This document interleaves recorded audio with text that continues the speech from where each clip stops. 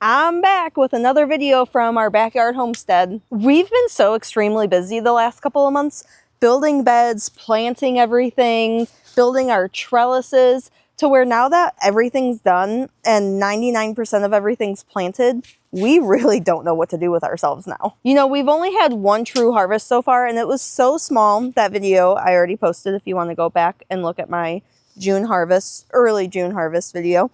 But now nothing's going to be really ready to harvest for a few more weeks. But now every time we come back here, we're just de-weeding and watering, and it feels like we should be doing something more. But I guess that's a good thing, that we can just relax and just enjoy watching everything start to flourish around here. So I just want to be in my garden today, so I figured I'd take you on a quick tour of everything that we're growing here in our backyard. One cool thing that my husband got accomplished yesterday was taking off the panels to our chicken coop.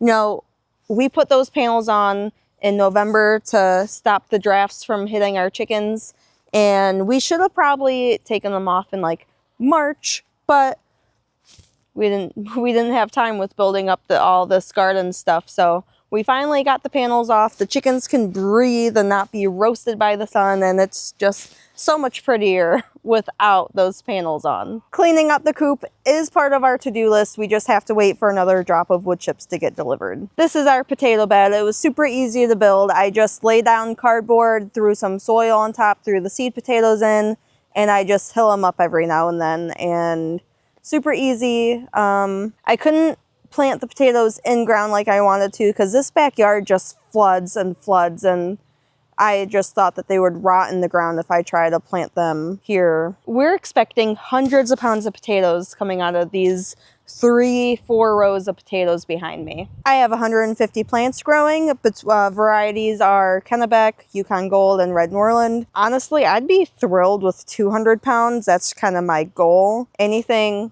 I'd be blessed to harvest. I'm expecting to pull these up out of the ground sometime in July. Here's our tomato wall. It's 20 foot long. We have 14 Hungarian heart tomatoes planted in here, and we have a lot of onions layered around the edges, along with some parsley in here. Now, we went with Hungarian heart tomatoes, one because it's heirloom and we're going to save the seeds to replant next year, but also because they're a good canning and sauce variety.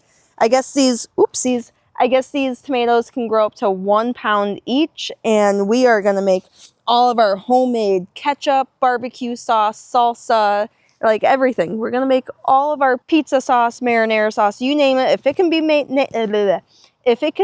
made with tomatoes, we're going to make it this summer. I guess a garden task that can be done today is replacing 2 of these tomatoes that just didn't grow. I don't know why, but they are still the same size that they were when I planted them in here.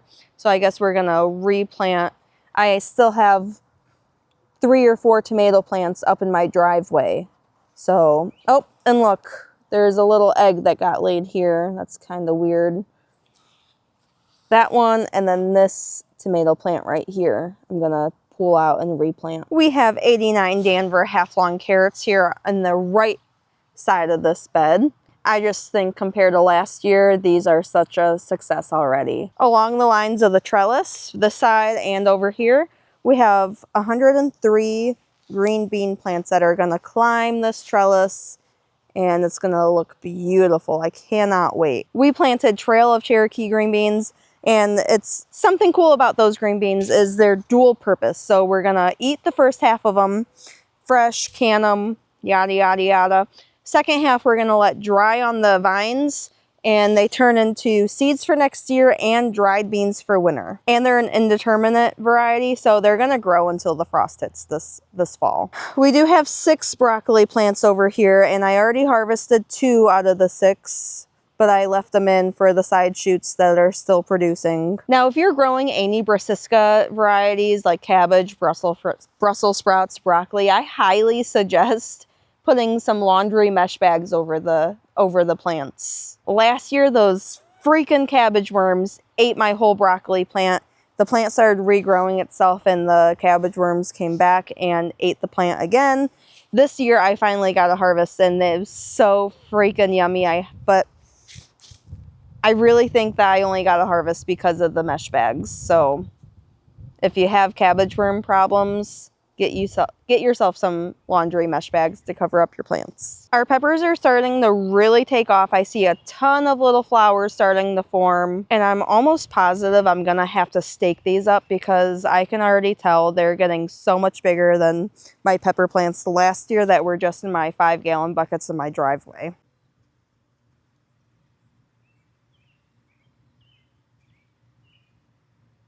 We're growing pepperoncinis, green peppers, sweet banana peppers, and a sunset sweet banana pepper variety over here. And my zucchini tripled in size overnight. I have 2 zucchini plants over here, and compared to what they were just yesterday, they're huge. This is my butternut squash bed. I had to replant them multiple times because birds, I think, kept coming and taking the seeds out, and I finally got all 3 mounds, at least one in them. And this one right here, I have to thin them.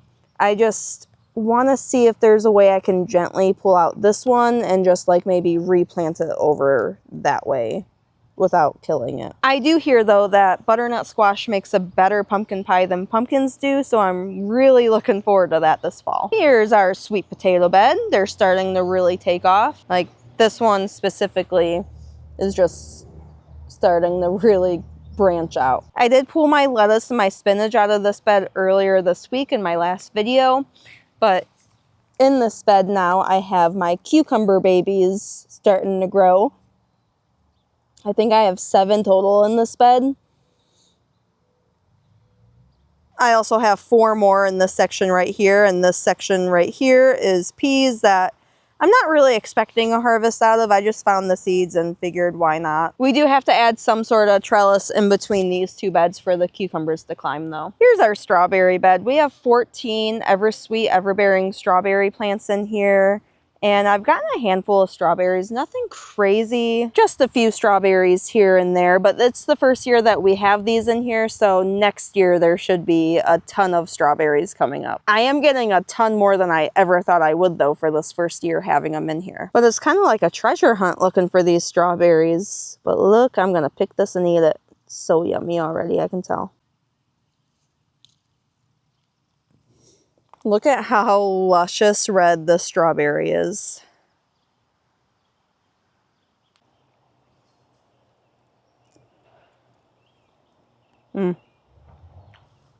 My Lord.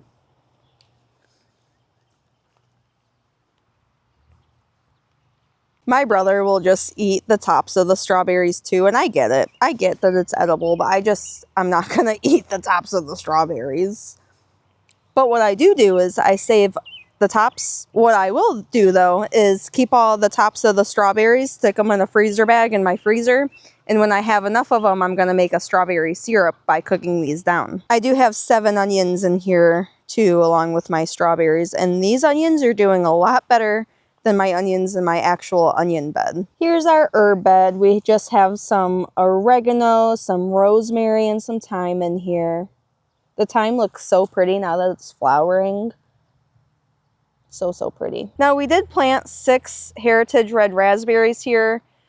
One of them never took.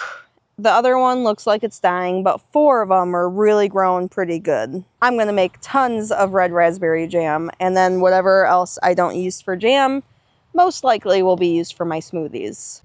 I don't want to show you my blueberry patch. It's getting overtaken by weeds, but I'm gonna come back here with my weed whacker today and get rid of all the weeds outside of the actual blueberry beds. And whenever we get our wood chips delivered, we're gonna lay down some cardboard and lay some wood chips on top of them to hopefully suppress the weeds a little bit. We have 5 different blueberry varieties growing. I couldn't tell you off the top of my head what they are, but I don't know if they're growing or not. I don't know what these blueberries are doing, so stay tuned for more blueberry updates. So we had a bad hailstorm a few weeks ago, and it really messed up our onion and garlic bed. It knocked them over, and either that or maybe the tops just got too top heavy to where they're all tangled up. I don't know what to do about it.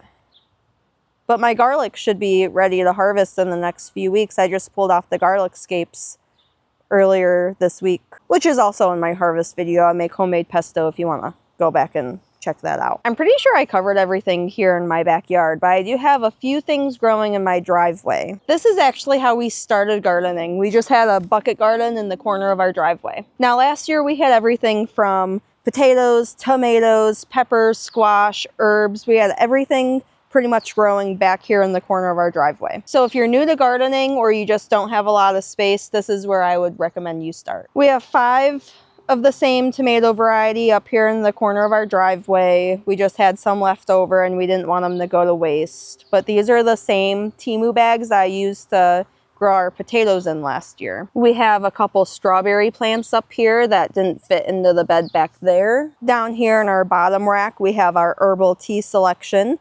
We have everything from apple mint, chocolate mint, we have some stevia, and we have a pineapple sage. I also need to go find some lemon balm to fill up my last spot that doesn't have a bucket yet.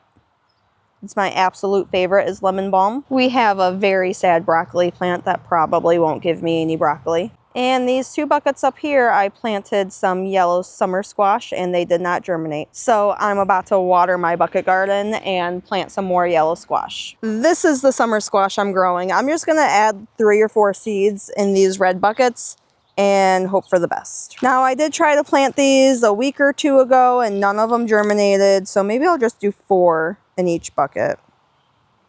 And hopefully one will germinate this time.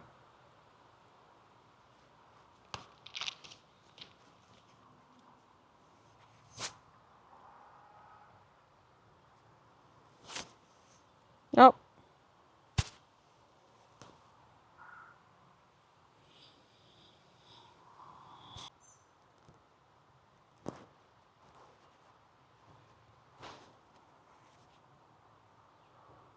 Oh, big old spider in there. Gotta hurry up.